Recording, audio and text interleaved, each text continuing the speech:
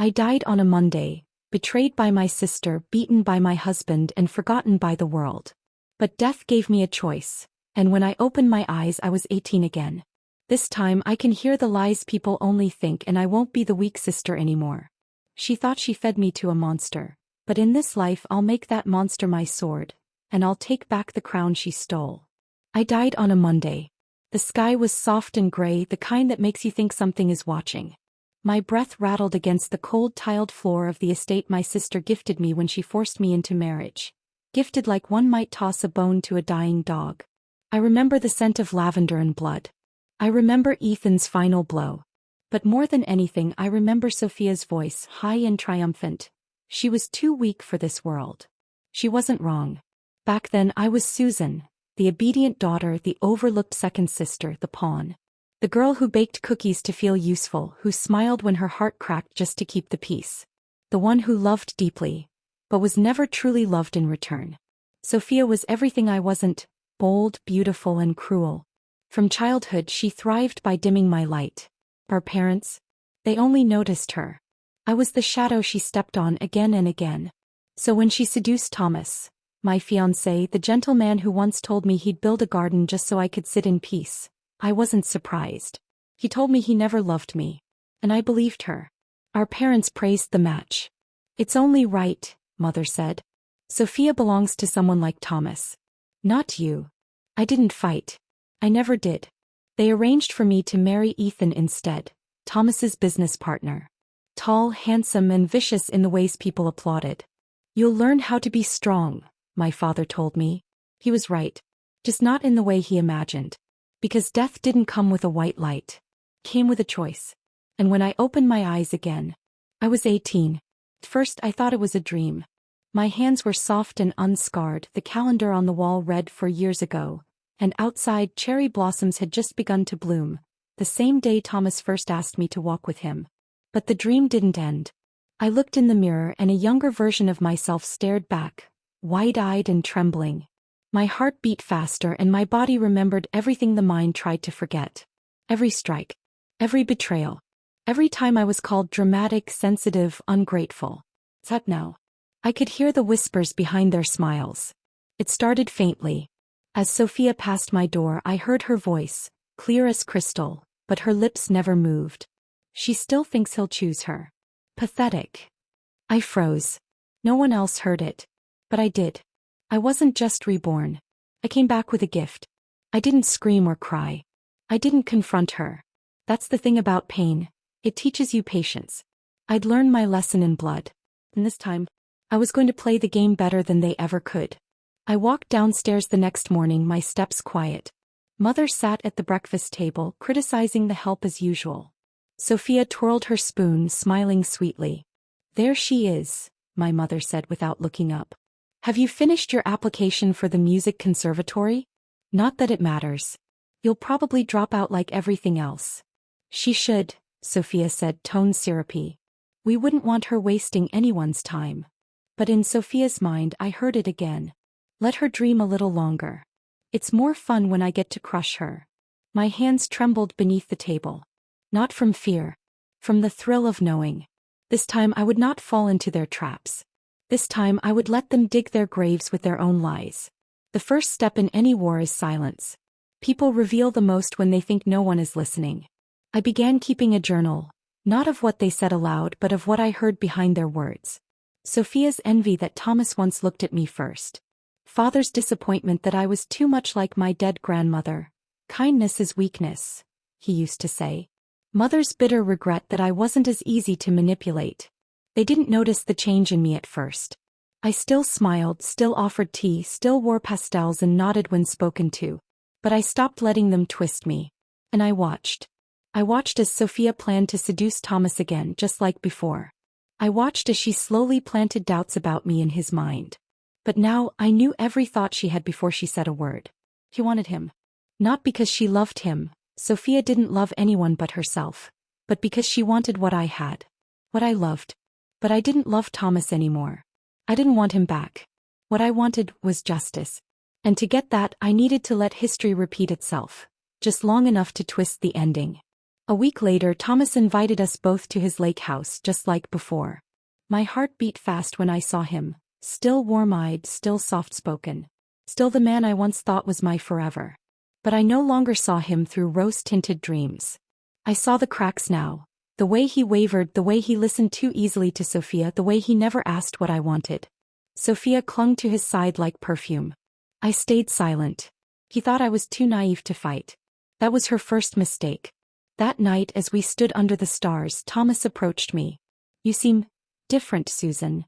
"I am," I said, watching the moonlight catch on the lake's surface. "Maybe I finally stopped dreaming." His gaze softened. I miss our walks." But in his thoughts I heard it. "I wonder if she'd take me back. If Sophia doesn't work out." And just like that, the last string of longing in me snapped. He was not worth what I had suffered. He never was. And Sophia? She didn't see the storm I was becoming. I didn't come back to beg for love. I came back to rise. And they would never see it coming. Sophia thought she won when she took Thomas. She thought forcing me into the arms of Ethan, her backup plan, would break me. But I knew now what she was planning. And I would let her think she'd succeeded. Until the day she realized she'd handed me the crown with her own hands. The game had only begun. And this time I was playing to win. It happened like déjà vu. One afternoon I heard my parents' voices echoing through the hallway, just like before. "I think Ethan is a more suitable match," my mother said, her voice crisp. "He has more power. Thomas and Sophia are already aligned now. It's better for Susan to match with someone useful." I stood behind the door listening. Useful. Not happy. Not safe. Just useful. And in Sophia's thoughts I heard the venom. "He'll destroy her, she don't know what is coming for her." I smiled. But I did know. I remembered every bruise. Every silence.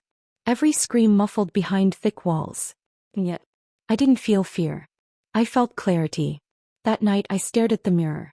My reflection looked younger, untouched. But inside I was older, so much older. In my first life, the thought of marrying Ethan made me cry myself to sleep.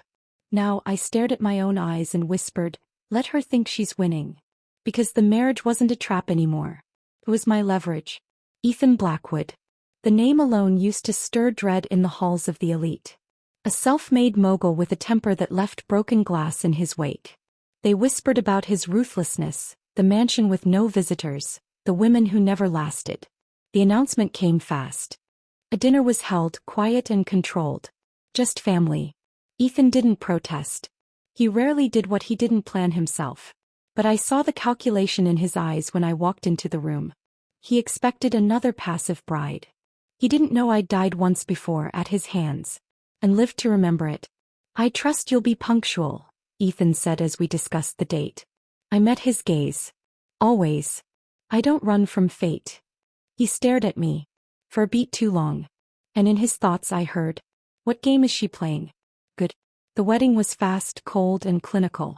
No flowers. No family speeches. No warmth. Just a contract. A pen. And me standing across from a man who once ended my life. But this time I wasn't a trembling girl. I looked him in the eye. "Sign my name." And when we walked out as husband and wife, I whispered under my breath, "This time I'm the one holding the leash." The mansion was the same. Marble floors. Long corridors. A silence so loud it swallowed you whole. But I no longer feared it. Because I didn't come here to disappear.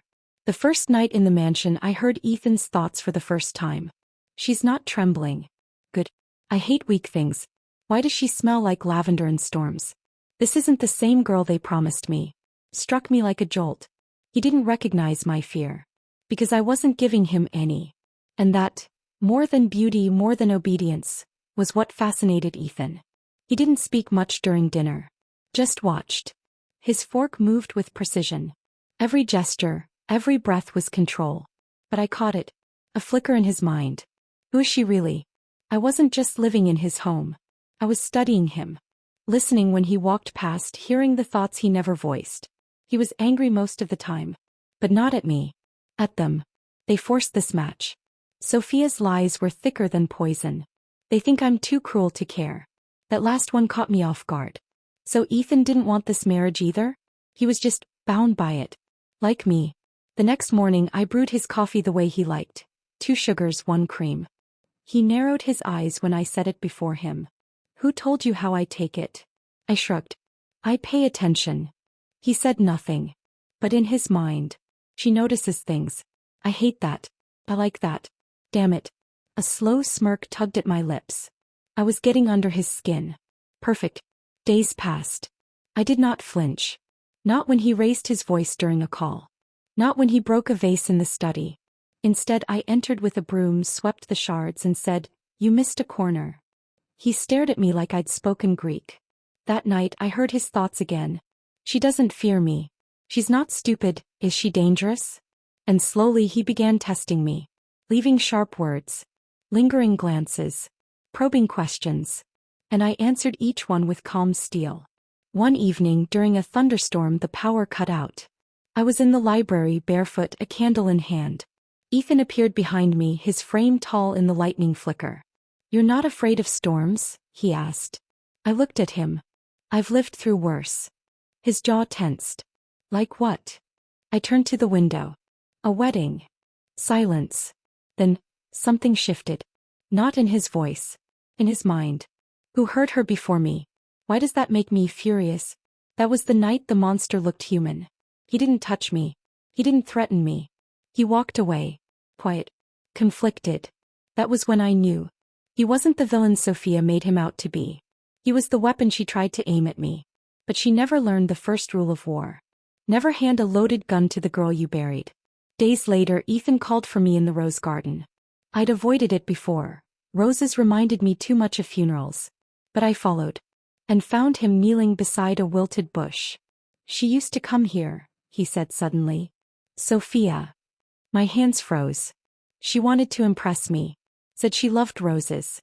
But she never watered them. Just took pictures to post online. He looked up. "Do you love them?" I paused.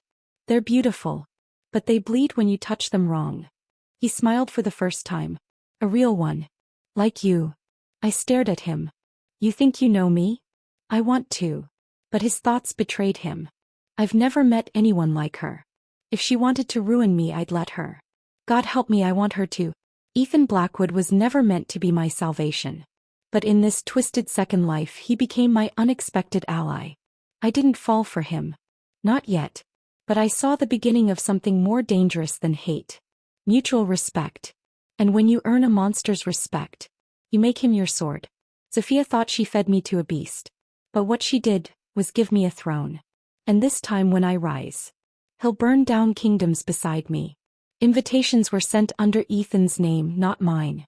It was a Blackwood business gathering, an elegant dinner designed to flaunt power and renew connections.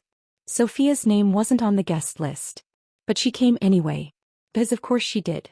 When I saw her name among the arrivals, I didn't flinch. I simply added another line to the chessboard inside my mind. "Your sister's coming?"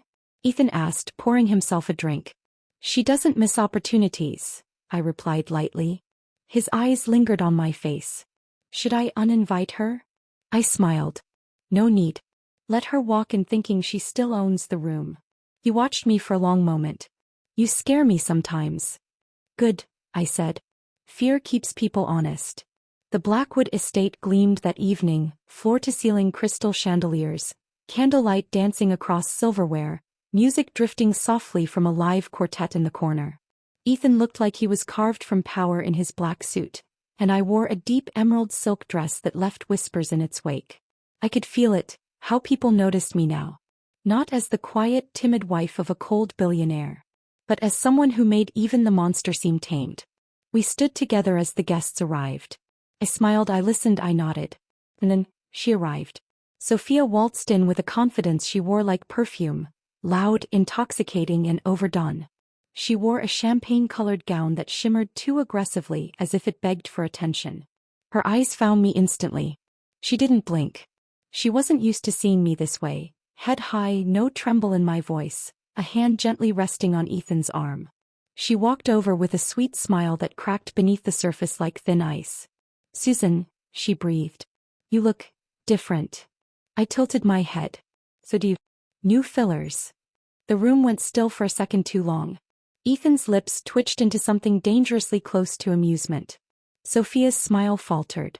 Her eyes flicked to Ethan, who hadn't moved away from me. He tried to cover. You two seem cozy. I didn't think he liked company. He doesn't, I replied. But I'm not company. I'm home. She flinched. And in her thoughts I heard it. She's not supposed to sound like this. What the hell happened to her? Dinner was served in the East Wing, under a vaulted ceiling with candlelit chandeliers.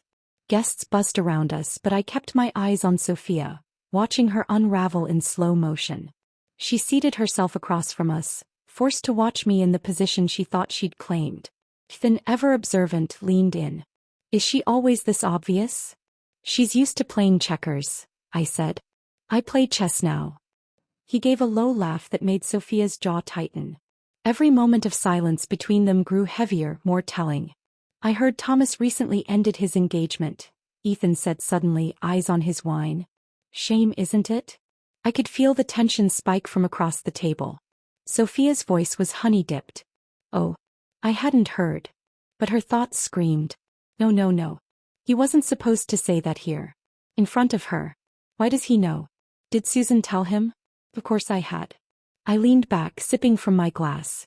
You were close to him once, weren't you, Sophia? He stiffened. Well, we were all young. Things change. Yes, I agreed, letting the smile settle slowly on my lips. Some people grow. Others just age. Ethan placed his hand lightly on mine beneath the table as if to say, checkmate. After dinner, the guests wandered into the garden for dessert and drinks. The air was cool, crisp with jasmine, and the lanterns flickered like fireflies. Sophia cornered me near the fountain. What the hell are you doing? She hissed. I tilted my head, all innocence. Enjoying the evening. She stepped closer. You're playing a game you don't understand, Susan. But I do understand now, I murmured. That's the part you didn't expect. She narrowed her eyes. You think Ethan cares about you? He'll chew you up. I smiled, slow and dangerous. Then I'll bite back. He blinked, stunned.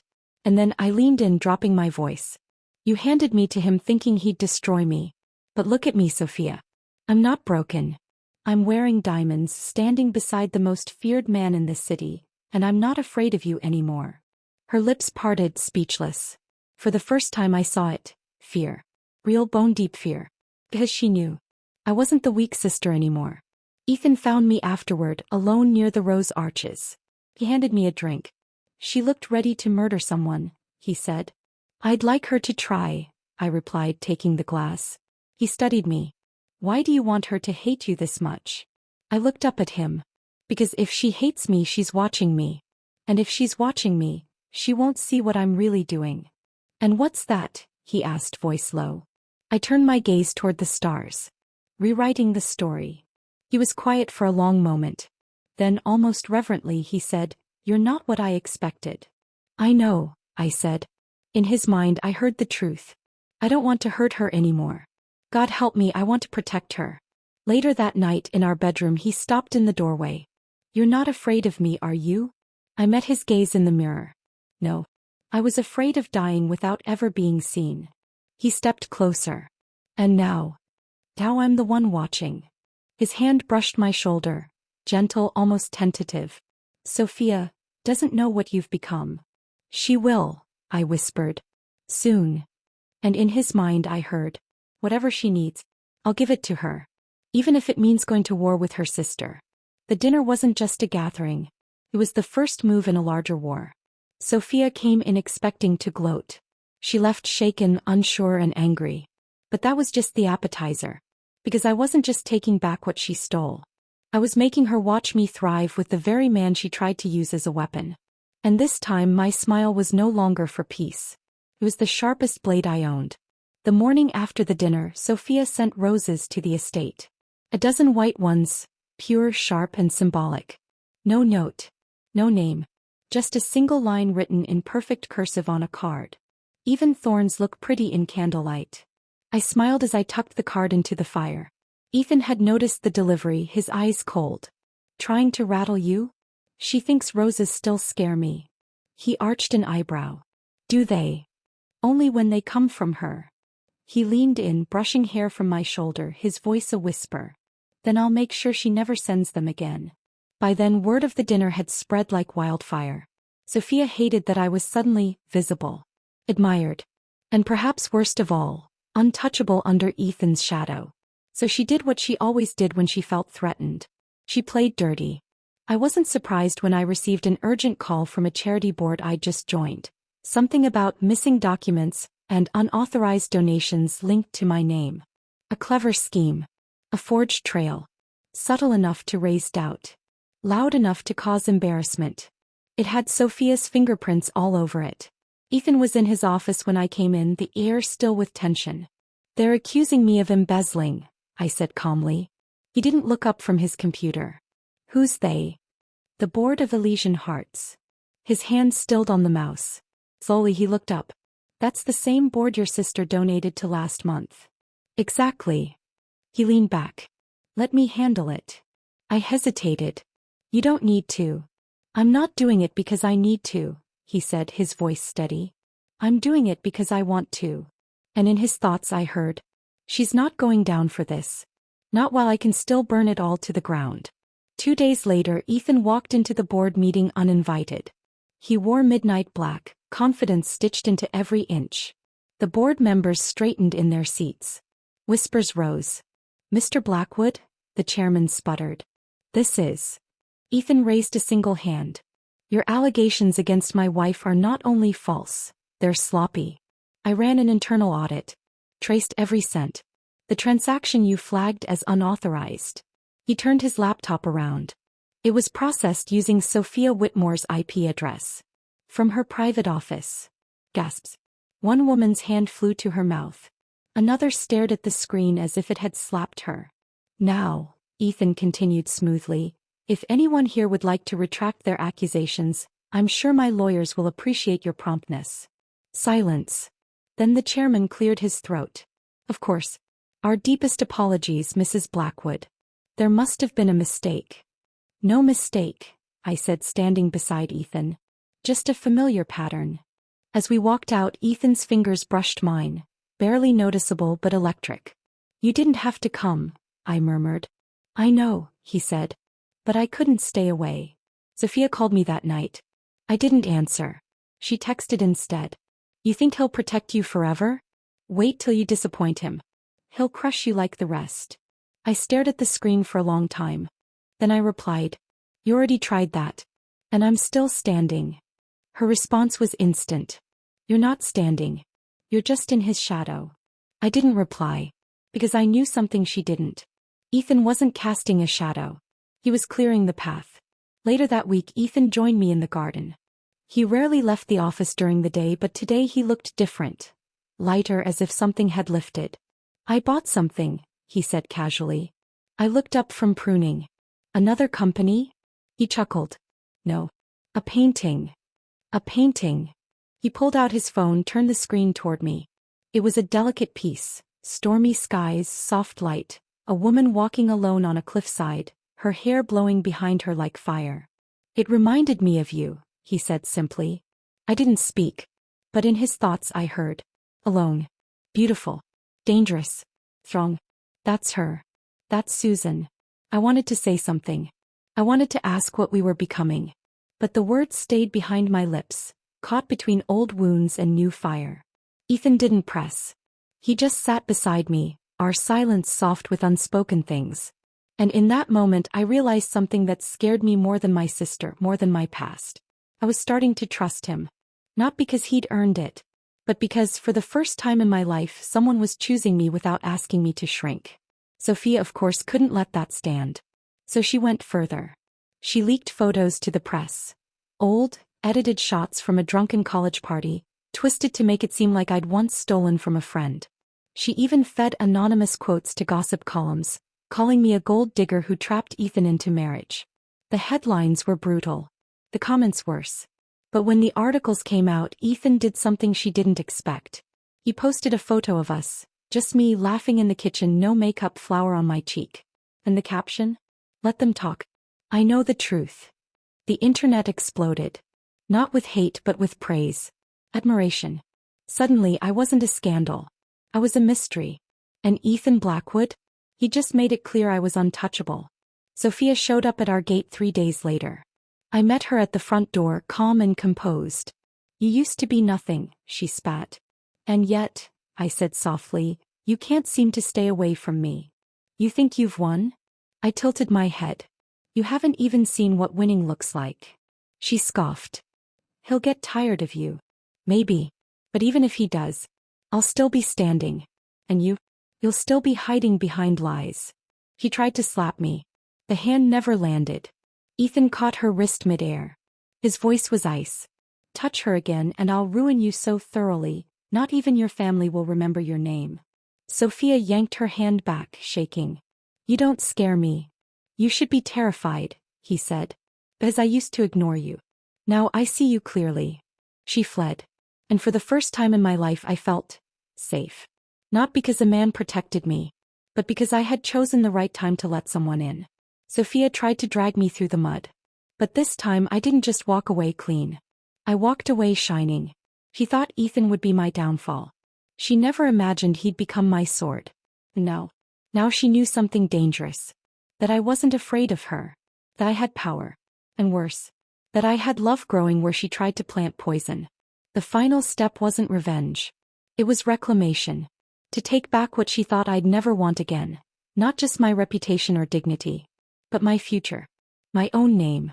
And it started with the Whitmore Foundation Gala. Every year, Sophia made sure she was the star, co-chairing the event, giving fake smile speeches, using it to cement her place among the city's elite. She'd always said, this night proves who really matters. So I decided to make it about me. Ethan stood beside me as I adjusted the clasp of my gown. It was simple, black velvet, sleeveless, elegant. I didn't need sequins or dramatic trains. My presence would be enough. You don't need to go, he said, brows slightly drawn. She'll try something. She already did, I replied. And she lost. Tonight is for the world to see it. He studied me in the mirror.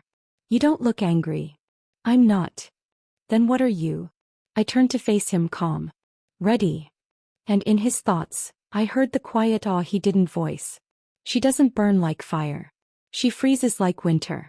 And it's beautiful. The gala was held at the Ophelia Grand Hotel, a place built on glass walls and golden staircases.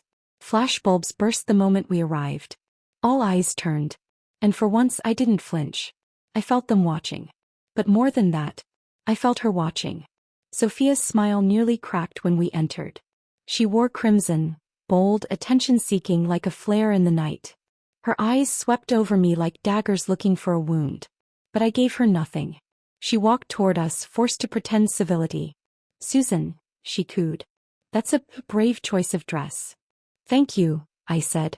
I wasn't sure if I wanted to match the carpet or the guests, but then I realized, black suits shadows best. Her smile tightened. Ethan, she turned to him. You've been quiet lately. We used to talk more. Then I grew up, he replied dryly. I nearly laughed. In her mind I heard the furious echo. She turned him against me. She's making me invisible. She thinks this is her stage now. And she was right. An hour into the evening, the event chair announced a surprise guest speaker. Me. Sophia's eyes widened in shock as I stepped onto the small stage, the lights casting a golden glow across my skin. Good evening, I began, voice calm and steady. Some of you know me as Ethan Blackwood's wife. But before that, I was the daughter no one remembered. The sister pushed aside. The woman called a decoration, not a person. Gasps rippled. Cameras turned. I was told I had no value unless it came from someone else's approval. But I stand here now not as a plus one. Not as a background name. But as the new chair of the Whitmore Women's Fund, effective tonight. Sophia bolted upright. That position had been hers. Her hand clenched around her champagne flute, cracking the rim. I smiled. Tonight we begin a new direction. One based not on image but action. And as someone who was once buried beneath someone else's ambition, I promise to never let another woman feel voiceless again. Thunderous applause. Sophia didn't clap. She just stared, frozen. Because I'd taken her throne. Without even raising my voice. After the speech, I stepped off stage into the sea of congratulations. Cameras snapped. Women approached me with warmth in their eyes. I had become what she pretended to be. And the irony? She handed me the spotlight by underestimating me. I made my way to the rooftop garden to breathe. And there I found Ethan waiting. "You didn't just steal the show," he said. "You became it." I leaned against the railing. "She'll come after me harder now. And I'll stand in her way," he said simply. I looked up at him. "Why?" His gaze held mine. "Because I was supposed to be your end. And somehow you became my beginning." That night the final blow fell. And it didn't come from me. It came from her own hand. Ethan released a press statement the next morning, disclosing anonymous whistleblower reports, backed by undeniable evidence, that Sophia had embezzled donations from 3 nonprofits over the past year, one of which bore her name. She'd used the money to pay for vacations, jewelry, and bribes. The media exploded. Sponsors fled. Her PR team quit. Her empire unraveled faster than silk in fire. He tried to blame me. But no one listened anymore. Because I wasn't the shadow now. I was the sun she couldn't outshine. She came to the estate 3 days later. One last desperate attempt. Ethan didn't let her pass the front gate. But I met her there anyway. Her eyes were bloodshot. Her makeup uneven. Her voice cracked. "You think you've won?" she said bitterly. "I didn't think," I replied. "I knew. I made you," she snapped. "Everything you are, you became because of me." And for a moment I saw the truth buried in her rage. She needed me broken. Because my survival proved she never had power. Only permission. "No," I said gently. "You didn't make me. You tried to unmake me. The strength that came from surviving you." Her mouth opened. Closed. There was nothing left to say. I turned and walked away, leaving her behind the iron gates that once protected her. Now they were prison bars. I didn't destroy her. He did that herself. All I did was show the world what was already true. Sophia took everything from me in my first life. My love. My name. My chance. But this time I didn't just take it back. I built it better. And when I rose from the ruins, I didn't need to be rescued. I had already saved myself. Spring arrived with a softness I hadn't felt in years. The Blackwood estate, once a cold marble prison, now bloomed with lavender and climbing roses. The air smelled like renewal, not regret. Ethan stood at the edge of the balcony one morning, sipping his coffee, his eyes on the sunrise. I joined him quietly. "No meetings today?" I asked, brushing a strand of hair behind my ear. He smiled just faintly. "I cancelled them." "Oh, that's unlike you." He looked at me then. And I saw something in his expression I hadn't dared to name.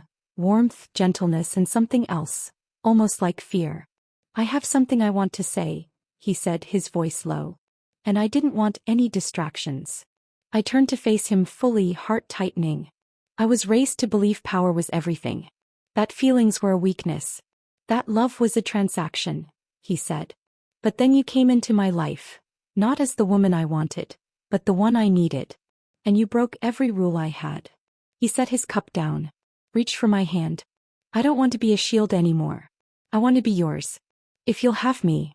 My breath caught. Because I'd once died at his hands. And now he was offering me his heart. I searched his thoughts, not just his words. I would never hurt her again. She is the first person I've ever wanted to protect, not control. Even if she walks away, I want her to know she's free. Tears welled in my eyes, but I didn't let them fall. "I don't want a protector," I whispered. "I want a partner." He nodded. "Then I'll learn to be that. For you." We didn't marry again in grand halls or under flashing lights. There was no press release. No white dress. No audience. Just us. In the garden, under a canopy of stars, we exchanged vows. Not promises of perfection, but of honesty. Of effort. Of a future shaped by choice, not obligation. I didn't wear diamonds. Just a small silver band. And his hand in mine. Ethan wasn't gentle by nature. But he was gentle with me. And that made all the difference. Sophia didn't come to the wedding. She couldn't. After her fall from grace, she fled the city. Rumors said she was living abroad, trying to reinvent herself again. But I didn't follow her story.